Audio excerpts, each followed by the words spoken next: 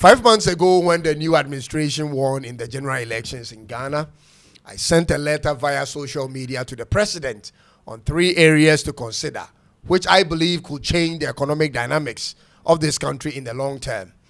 I thought should he successfully execute those 3 projects, it could be a good argument for him to extend his stay in office. The 3 areas, ladies and gentlemen, were in agriculture, gold mining, and construction. My idea was founded on a nationalistic foundation. I wanted the government of Ghana, led by John Dramani Mahama, to take ownership of these 3 areas of the economy by establishing them as state-owned enterprises. And just a month ago, I saw in the news the finance minister speaking of government acquisition of some 200,000 hectares of farmlands for cocoa plantation. I'll be honest with you, the government is trying. This NDC government is doing their best, and I applaud them for that, looking at how bad the economy was last year. But ladies and gentlemen, the problems that stares at Ghana in the face are increasing at an alarming rate. One of it being additional source of revenue for developmental projects. So that got me thinking, ladies and gentlemen, what could be the ceiling for John Mahama's government in terms of his overall economic performance by the time he ends his 2nd term in office, and who is most likely to succeed him? This, ladies and gentlemen, is the topic for this video, and without further ado, let's get into it.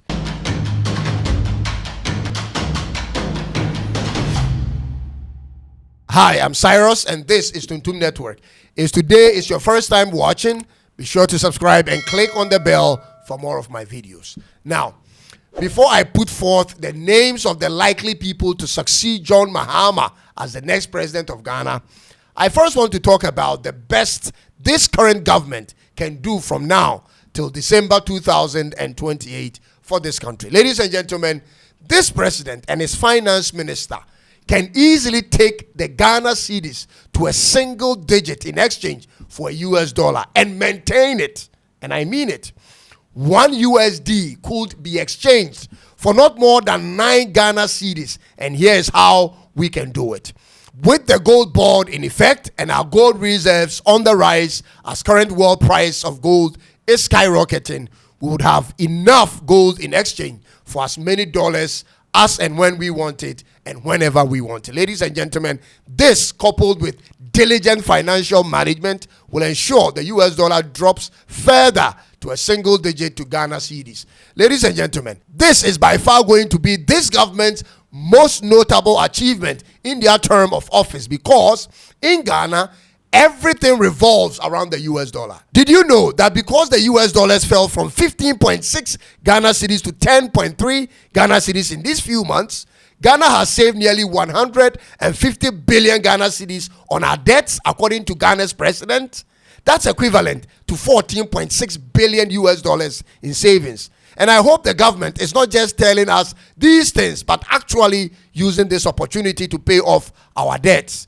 If Ghana can bring the US dollar to say 5 Ghana cedis, more than 50% of our debt will automatically be off our necks, ladies and gentlemen. Therefore, my personal highest expectation of this government is seeing a sustainable single-digit exchange rate for the US dollar and the Ghana cedis. Apart from that, I am going to be skeptical of the ability to follow through on the cocoa plantation they are talking about, and I don't know how they will start to act after 2 years in office, which is very typical of Ghanaian politicians. They start well and then mess up. I am highly doubtful if we will see a state mining and construction company in the next 3 years. But having said all that, I still rate them higher than the previous regime.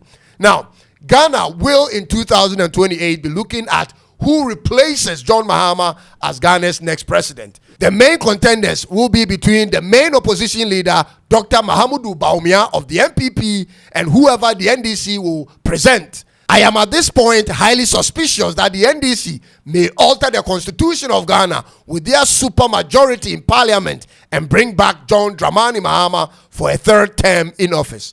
I know many may think that I'm delusional for saying this, but when you study the politics of the NDC as it stands now, there isn't any personality who is clearly going to front them in the next elections. And on top of that, ladies and gentlemen, there is no personality more loved than the sitting president within the NDC right now. Therefore, it is not totally ridiculous to think that they won't bring him back. Ladies and gentlemen, that will be the first time in Ghana's fourth republic. But you have to also know that there is always a first time to everything.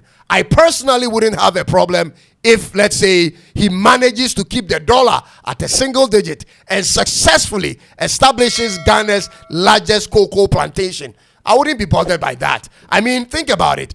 That could quadruple Ghana's revenue from cocoa in the next 4 to 5 years, which will be a great thing for Ghana, I tell you. And perhaps that could be my first time voting for an NDC candidate. So everything I'm predicting for John Mahama and the NDC is based on performance and not popularity. If it happens that the NDC gets to change the constitution of Ghana and bring back John Mahama, my prediction is that they will win again, no matter who the MPP brings, ladies and gentlemen. They could field Bawumia as flag bearer or Kennedy Japan as running mate to Bawumia or vice versa. It still wouldn't change a thing about the outcome of the election. But outside of John Mahama, there are 3 main NDC appointees who could also compete to win. Okucheto Ablakwa is one person I like to see, maybe between Sam George and Haruna Idrisu. And a new entry who happens to be the finance minister of Ghana, Cassiel Atuforsen. Ladies and gentlemen, among these guys, I suspect the contest will be between Atuforsen and Okucheto Ablakwa. And Atuforsen may likely emerge as the NDC's flag bearer. I'm only speculating at this point. I hope he sees this video and considers running because of his performance till now. On the side of the MPP will be between Kennedy Japan and Bawumia, which I expect Bawumia to emerge because the MPP will still not have learned their lesson. In fact, they don't really have a candidate with a clean slate in the first place. I'll be honest with you. Their current flag bearer is all talks and no performance. Kennedy Japan, we've recently learned of how he, one man alone, is milking Ghana from all these voluminous contracts with Cocoa Board. Ladies and gentlemen, he's all about his money and getting all the good contracts for himself. That is what we are learning now. It is recently that I personally have learned from the people who have worked under him for years of how you will never prosper working with him or for him because it's all about his success and popularity. The kind of damage his own party people or followers and workers are doing to his reputation will make it very hard for him to even emerge as flag bearer of the MPP at this point. It appears the MPP party rather have more trust for the new guy than him. And I'm talking about Brian Echampong, ladies and gentlemen. But generally, Brian is the guy whose interest in taking over Ghana's properties and resources pisses off a lot of people, including myself. He is seen as a pure capitalist politician with one focus in mind: take all for myself. And in many ways, he shares similar qualities with Ken, but his workers find him a little more generous based on his goodwill. People around him claim he genuinely helps others to succeed and move forward in life, unlike Ken, who does it for self-aggrandizement and also holds it over people's heads for future reference. Ladies and gentlemen, that is what people around them saying. And then there is another new MPP guy who was the education minister. I'm young and inexperienced at this point when it comes to politics, but this man needs coaching, in my estimation, if he really means business with running for office. If he's only running to improve his CV, then that's fine. But if he's actually interested in running to make an impact in the MPP primaries, then he needs to step up his game in the way of communication. It's uninspiring and boring at best at this point. The truth of the matter is, none of these candidates actually has an independent view or policy on any aspect of Ghana's economy that should make us want to listen to them. And I'm talking about candidates from both parties. Ask yourself, what is their opinion when it comes to energy production in Ghana? For instance, when it comes to agribusiness, how to control inflation and manufacturing. Do they have an opinion when it comes to state enterprises and all, ladies and gentlemen? Nobody amongst them is actually saying anything worth listening to at this point. All they go about doing and saying is telling people how long they've served their parties and how bad their opponents are. There is nothing special about what they are saying at this point. Ladies and gentlemen, based on these facts, I'm confident to say that if John Mahama reruns in 2028 against anybody from the opposition, he will still win. If Ato or Ablakwa should run against any of the opposition candidates, it is still going to be a win for the NDC, in my estimation. The only sure way the MPP may close in on the gap is when they present a personality who isn't tainted with the promises and disappointments carried over by the Nanado and Baumia presidency. And that is something the MPP grassroots won't even support.